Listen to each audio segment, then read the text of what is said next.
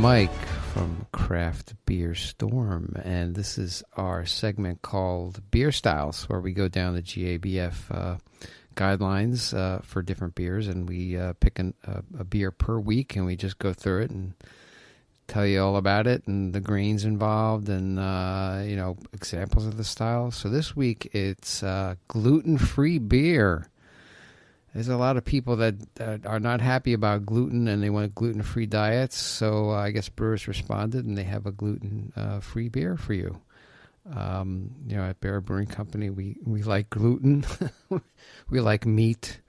So, but a lot of people like our beer anyway. So, but I could understand about the gluten, and it does affect your intestinal tract. But we'll get into it and I'll explain what gluten is. Now, gluten is a protein composite found in several types of grains, including wheat, spelt, rye, and barley. And therefore, gluten exposure in celiacs causes the immune system to attack both the gluten as well as the intestinal wall itself.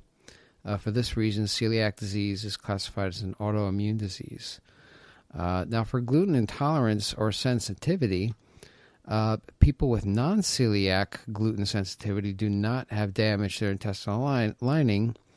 Still, they experience headaches, bloating, fatigue, or diarrhea after eating foods containing gluten. As a result, they believe that a gluten-free diet improves their quality of life. And I've heard this from a number of people, that they just stopped eating gluten or they reduced it to a lower level. And, these symptoms, just went away.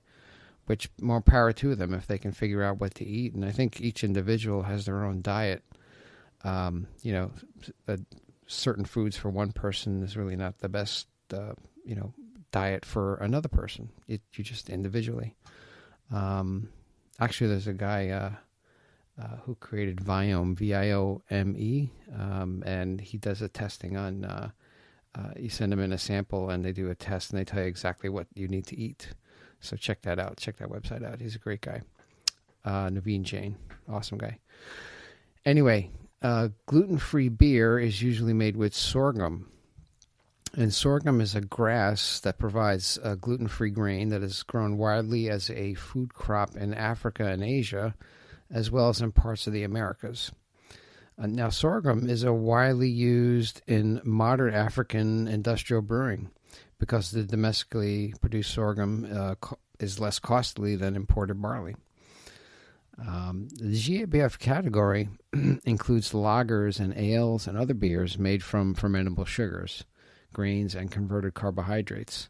However, all these ingredients must be free of gluten.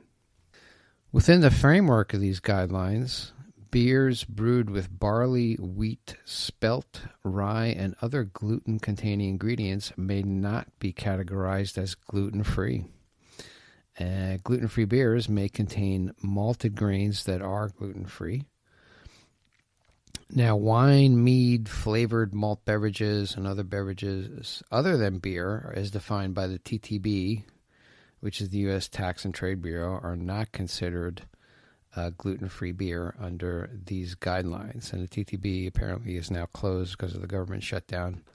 But we explained it on the other podcast that we did last Friday. But they control all alcoholic beverages, and a lot of gluten intolerant people that have come in here say, ask for cider. I'm like, we can't do cider. We just can sell our own beer. So that's kind of the the alternative drink for them. So gluten-reduced beers, original ingredients would have gluten content that has been reduced by enzymes or other processes to reduce levels. Gluten-reduced beers should be categorized in the classic style category, most appropriate for the beer, rather than as gluten-free beer. So they're very strict on this. It's got to be gluten-free. The color, clarity, hop aroma, and flavor and bitterness, body, and ABV varies according to the style. So you can make a gluten-free beer. You can make a gluten-free stout if you can. Ales, IPAs. It's just got to be according to the style, all those criteria. But just the the crux of this is gluten-free beers. Now, the Shape.com put out an article called 12 gluten-free beers that really do taste great. And I have a link in the show notes if you can check it out. Go on iTunes and you can see the details on that. You can click on it. But some of the beers off of that that are more popular are Dogfish Head Tweezin Ale.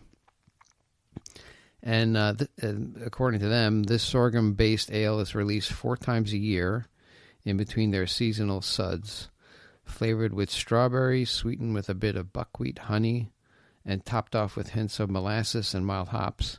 The brew has a mild, fruity taste. So there you go. That's a nice beer to have if you're gluten-free, if you want to be gluten-free. Now, Stone also put out a beer, a gluten-free beer. It's Stone Delicious IPA, which I've seen in a lot of stores. But actually, it's not. It is a gluten-reduced beer. It is not a gluten-free beer. They reduced it. They had some processes. The dry hop brew has an intense citrus taste and a bitter kick that's balanced with a hoppy spice. So there you go. Stone usually makes great beers, so check that out. Last one I have is Omission Ales. In particular, the Omission Lager. Omission was the first craft brewery in the U.S. to focus exclusively on brewing beers with traditional ingredients like malted barley that are then specially crafted to remove gluten. So there's a process where they can remove the gluten and still keep the original and use original grains. It retains that great craft beer flavor, and because of the unique brewing process, it tastes so close to the traditional lager that most people probably wouldn't even know it's gluten-free. So that's interesting. And I've heard a lot of people who drink beer, they like Omission. So if you are gluten intolerant and you like beer, try Omission. They say that's the best one, the one that they've had, for gluten-free beers. So that's our show on gluten-free beers. Get out there if you like beer. There are alternatives. There's cider, there's wine, but if you really like beer, there are gluten-free beers out there, and get out and go get them. Now, if you like our podcast, if you like what we're doing, we bring you content 3 times a week now. On Mondays, we do an interview with a brewer or a founder of a brewery or a mover and a shaker in a craft beer world. On Wednesdays, like today, we do beer styles. So we go down the list of the GABF guidelines, and we just pick a different style per week and just go through the grains that are added, what glass to serve it in, examples of the style, because there are a lot of other styles than just regular. It's just like IPAs or lagers, pale ales. There's about 100 different styles in there, and there's also subcategories. So there's just loads of other types of beer, but we're just trying to expose you to that. And then on Fridays, we do craft brew news, and sometimes I bring on a guest. If I record a podcast, I ask them to hold on, and then we just go through news of the week, and then they give their commentary. So it's been very interesting lately to do that, and we just try to bring you that news. So we're trying to give you the best content we have. If you like our podcast and you like what we're doing, please, please, please go on to iTunes and give us a rating, give us a review. We would appreciate it. That's the only way we can move up in the rankings. And iTunes sees this and broadcasts our podcast and makes it available to a lot of other people. And it just increases awareness of craft beer in general, which is our goal. So if you help me out with that, I'd appreciate it. And until next time, we'll talk to you soon. Take care.